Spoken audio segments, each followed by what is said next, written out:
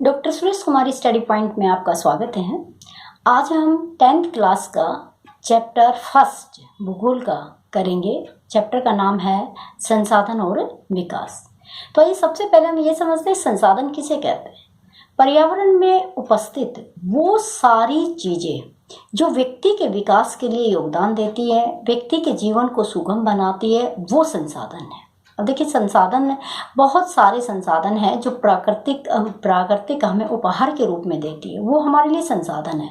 और ऐसे भी बहुत सारे संसाधन हैं वो कहीं ना कहीं विराजमान है, लेकिन हमारे पास तकनीकी नहीं है और हम उनका इस्तेमाल नहीं कर रहे, तो वो हमारे लिए संसाधन नहीं है।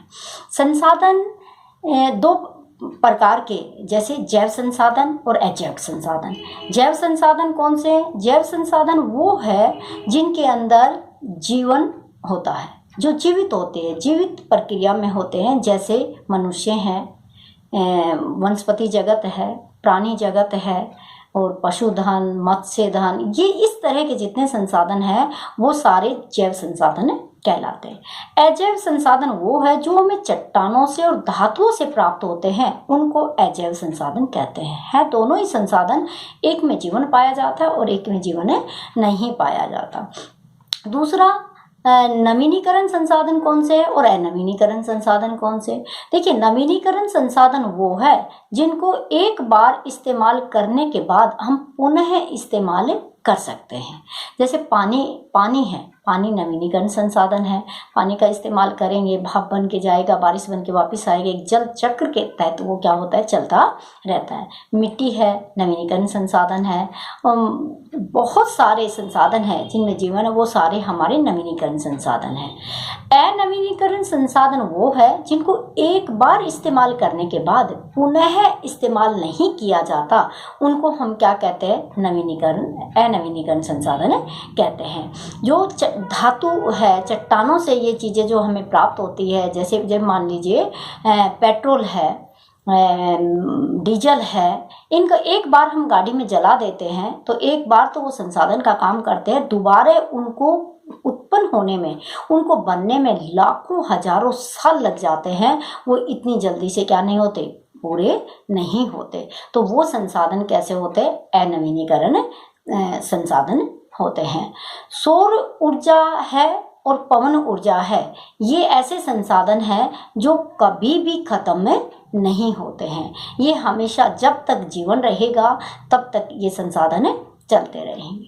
तीसरा टॉपिक है कि सतत पोषणीय विकास किसे कहा जाता है। देखिए, सतत पोषणीय विकास क्या है कि पर्यावरण को नुकसान पहुंचाए बिना जो विकास किया जाता है उसको हम सतत पोषणीय विकास कहते हैं। विकास है उसको आज ये कहा जाता है कि वो विनाश का रूप भी ले रहा है। विनाश का रूप कैसे ले रहा है कि पर्यावरण का हम अत्यधिक दोहन करते हैं, जितनी मात्रा में हम उनको दोबारे से पैदा नहीं होने देते, उत्पन्न नहीं होने देते, उनको दोबारे से जीवित नहीं होने देते, उससे अधिक मात्रा में हम पेड़ पौधों की कटाई कर रहे हैं। ठीक है ना। शहरीकरण का जैसे विकास हो रहा है, तकनीकी का माध्यम लेकर से हम ज़्यादा से ज़्यादा संसाधनों का क्या करते जा रहे हैं, दोहन करते जा रहे हैं, तो कहीं ना कहीं क्या हो रहा है, पर्यावरण का नुकसान हो रहा है। तो इसलिए सतत पोषणीय विकास, सस्टेनेबल डेवलपमेंट जो कहा जाता है कि पर्यावरण को नुकसान ना पहुंचाया जाए और तब विकास किया जाए, यानी कि पर्यावरण सुरक्षा और विकास दोनों अगर पैरेलल चलते हैं तो वो क्या कहलाता है, सतत पोषणीय विकास से कहलाता है।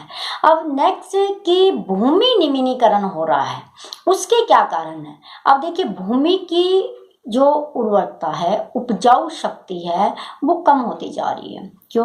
क्योंकि टेक्नोलॉजी के माध्यम से हमने क्या कर दिया, एक साल में कई फसलों का क्या करते, उत्पादन करने लगे।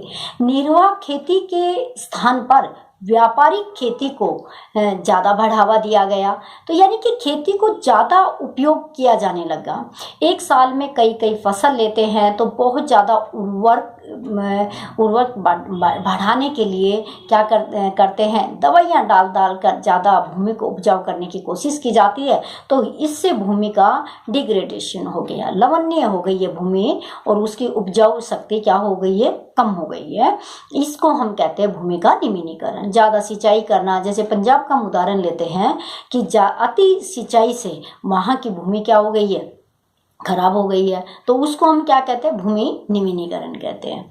भूमि निमिनीकरण को रोकने के लिए सरकार ने समय समय पर कदम उठाए हैं और किसानों को भूमि निमिनीकरण से रोकने के लिए कि भाई किस तरीके से आप समय समय पर किस तरीके से आप खेती करें, समानांतर हल को चलाया जाए और उसके कटाव को रोका जाए, इस तरह की चीज़ें समय समय पर क्या है किसानों को बताई जाती रही है। देखिए भावी पीढ़ियों के लिए संसाधन। अब देखिए भावी पीढ़ी क्या है कि जो हमारी आने वाली जनरेशन है, और जो ये हवा है, ये पानी है, ये ज़मीन है, ये आकाश, इन सब पर उनका भी उतना ही अधिकार है जितना कि हमारा अधिकार है। अगर अब हम उन्हीं सबको दूषित कर देते हैं, सारे संसाधनों को ख़त्म कर देते हैं, तो भावी पीढ़ियों के लिए इनमें से कुछ भी नहीं बचेगा। तो हमें भावी पीढ़ियों के लिए भी संसाधनों को क्या करना है, बचा कर रखना। अब नेक्स्ट है कि मिट्टी की उपजाऊपन में क्या आ रही है, कमी आ रही है। अब भारत में देखिए कई तरह की मिट्टी पाई जाती है, कहीं पर मरुस्थलीय मिट्टी है, पर्वतीय मिट्टी है, जलोढ़ मिट्टी है, काली मिट्टी है, लैटराइट मिट्टी है, ये कई तरह की मिट्टी पाई जाती है। और इस मिट्टी में भी क्या होती है, इनकी गुणवत्ता में क्या आ गई है, कमी आ गई है। और वो कमी आने का मतलब यही है कि जो हमारी कृषि करने के तरीके हैं, जिनको हमने नई नई तकनीकी का प्रयोग करके निर्वाह कृषि को व्यापारिक कृषि में जो ट्रांसफॉर्म कर दिया, बदल दिया है, उसकी वजह से ये सब परिवर्तन हमें दिखाई देने लगे हैं। तो देखिए पहाड़ी इलाकों में किस तरह की खेती की जाए, सीढ़ी नुमा खेती की जाए, रक्षक मेखला बनाकर क्या करने जाते, पौनों से होने वाली मिट्टी का जो है भाव उसको रोका जा सकता है। और सीढ़ी नुमा खेती से क्या है, उसके कटाव को रोका जा सकता है। समानांतर रेखा में हल चलाया जा सकता है। पट्टी नुमा खेती की जा सकती है, जिसमें पहले फसल, फिर एक पट्टी घास की, फिर फसल, फिर पट्टी घास की, इस तरह किया जा सकता है कि भूमि का उपजाऊपन बढ़ाया जा सकता है। और भूमि के अंदर जो निमिनीकरण आ रहा है, उन चीज़ों को क्या किया जा सकता है, रोका जा सकता है। नेक्स्ट की काली मिट्टी है। काली मिट्टी का क्षेत्र है भारत में, कहाँ कहाँ है, तो काली मिट्टी है वो महाराष्ट्र, मध्य प्रदेश और कुछ थोड़ा सा भाग है वो दूसरे गुजरात में पाया जाता है।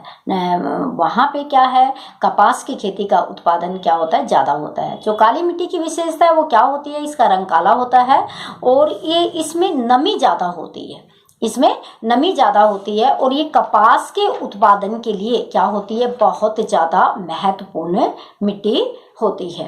दूसरी जलोढ़ मिट्टी जो है, जलोढ़ मिट्टी की क्या क्या विशेषताएं होती है। जलोढ़ मिट्टी है उसके दो रूप होते हैं, एक नई पुरानी, बांगर और खादर मिट्टी जो होती है।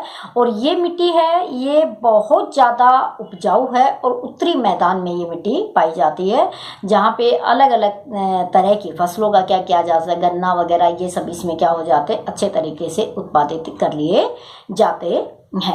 नेक्स्ट है एक आपके एनसीईआरटी की बुक्स में रियो डी जनेरियो क्या है। देखिए 1992 में ब्राजील की राजधानी रियो डी जनेरियो में एक सम्मेलन हुआ था, पृथ्वी बचाओ सम्मेलन। उसमें कुछ पृथ्वी को बचाने के लिए कुछ प्रयास किए गए थे और वो पूरे विश्व में उन प्रयासों को बताया गया कि किस तरह आप पृथ्वी को क्या कर सकते हैं, सुरक्षित कर सकते हैं। तो देखिए विकास जो है, विकास हमें नगरीकरण और औद्योगिकरण जितना बढ़ा है, तकनीकी जितनी बढ़ी है, उतना ही पर्यावरण का क्या हुआ है, पतन हुआ है। तो इस चैप्टर में आपसे इस तरह के प्रश्न और भी पूछे जा सकते हैं कि पर्यावरण का जो पतन हो रहा है उसके पीछे कौन कौन से कारण उत्तरदायी है। तो उसमें नगरीकरण है, औद्योगिकरण है, नई नई टेक्नोलॉजी से जो प्रयोग हो रहा है ये प्रयोग है, वन नीति क्या है, तो वन नीति क्या है कि राष्ट्रीय वन नीति 1952 में जो बनाई गई थी, जिसमें ये निर्धारित किया गया था कि पृथ्वी के 33% भाग पर क्या होने चाहिए, वन होने चाहिए। और वो हमारे यहाँ पर अभी तक पूरे नहीं किए गए हैं और पूरे होने की संभावना भी नहीं है, क्योंकि दिन प्रतिदिन जनसंख्या बढ़ती जा रही है, औद्योगिकरण बढ़ रहा है, और जिसकी वजह से ज़्यादा हमें वनस्पति और ज़्यादा से ज़्यादा पेड़ पौधों का स्ट्रक्चर और इन चीज़ों में हम इस्तेमाल करते जा रहे हैं, तो उनकी संख्या दिन प्रतिदिन क्या होती जा रही है, कम होती जा रही है। तो हमें क्या है कि आने वाली पीढ़ियों के लिए प्रकृति ने जो उपहार दिया है वो उनके लिए हम बचा के रखें, उसको हम दूषित ना करें। उसके लिए हमें क्या करना होगा, सतत पोषणीय विकास करना होगा। सारी चीज़ों को ध्यान में रखते हुए हमें बड़ी सावधानी से आगे बढ़ना होगा, और प्रकृति के द्वारा जो चीज़ें हमें उपहार में मिली है उन्हें हमें विवेक से इस्तेमाल करना होगा, सोच समझ कर उनका प्रयोग करना होगा। पानी की बर्बादी है, मिट्टी को ज़्यादा अनुपजाऊ बना दिया जो जाता है, तो इन सारी चीज़ों को हमें क्या करना होगा, save earth, save water, save environment, इन सब पर हमें फोकस करना होगा। तभी आने वाली पीढ़ियों को हम एक स्वस्थ समाज और पर्यावरण दे सकते हैं। तो इस चैप्टर में यही प्रश्न आप लोगों को करना है कि जो प्रकृति के द्वारा ये संसाधन है, भूमि है, जल है, जैव अजैव, नवीनीकरण अनवीनीकरण, सौर ऊर्जा, इन सारी चीज़ों का प्रयोग आप लोगों को किस तरह से करना है। इस चैप्टर में इतना ही। इस वीडियो को शेयर कीजिए, लाइक कीजिए, सब्सक्राइब कीजिए। धन्यवाद।